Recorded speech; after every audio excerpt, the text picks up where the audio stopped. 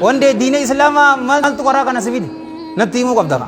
Maaltu si fide yaaboo maal agartee dhufte? Namni kaan birrii jaallatee dhufa, inni kaan dubara fedhee dhufa. Haaya. Ani garuu rabbi na jaallannaa hin. Aboo takbiirtaan eessa jirti? Namni kaan birrii jaallatee dhufa, namni kaan dubra jaallatee dhufa, arrabbi jaalladheetiin dhufa jeeboo aboo takbiirtaan eessa jirti?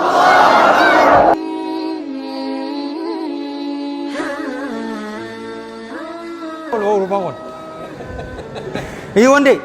aya ga jechalal afaan arabaatiin hin jaa ati afaan arabaatiin na jala jettaa yeroo san islaaminatti seente jirtu ashhadu alla ilaha illa allah wa ashhadu anna muhammadan rasulullah eessa jirti woo takbiirtaan awoo bakka gara diina islaamaa dhufte wande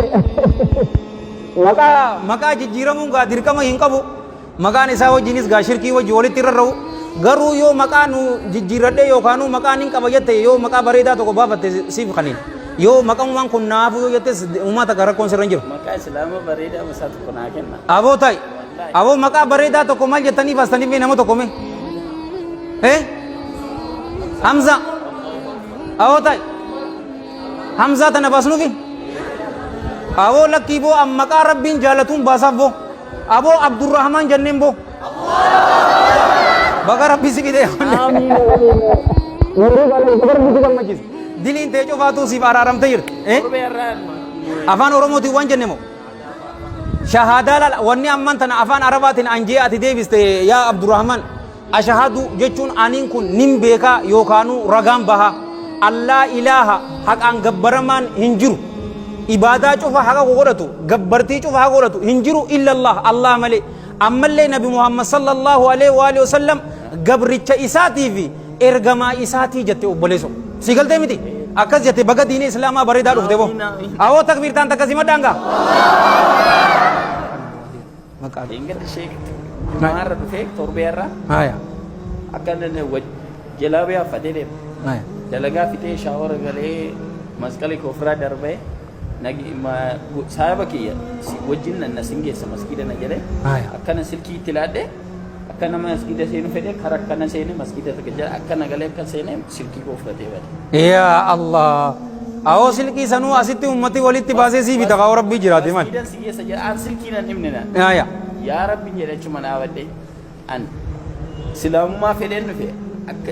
akka feetu na godhi yaa rabbi jedhe lafti naan zoora wallaahi etuna achi dhaabaddu Jumaa fitanii baanii baajaajii seeneen galee bakka waan tokko namatti hin dubbanne waan tokko mucaa kana hin beeku isaa si biti eessumatti wal hin beeknu ambiyyeetu na fide isaadhaan nageessi masgiidan jedheen siin geessa rakkoon qabannee galgalanne itti himme ganama shaaworii galee dalagaa fide nageessi gaafa jedhu anaa bahee isa barbaachoo deemu innis na barbaacha awoo baga nagaya an dhufte yaa wanne yoo mobaayil feete wallaahi walitti baasnee mobaayil sanis sii binna hoo awoo akkam jettan hin binnuufi awoo wande sii binnu oo sii binna boo wallaahi ni binnaaf awoo ani amma callaa hin qabuuti ani qarshii 500 hunnooti isaafiif qabeetiin jira boo obboleeyyan kiyya hunnooti booda asfidiiti wande yoo asri Abdurrahman yoo asrii nu wajji salaatte waan dhufte walitti qabnee ni kaninaaf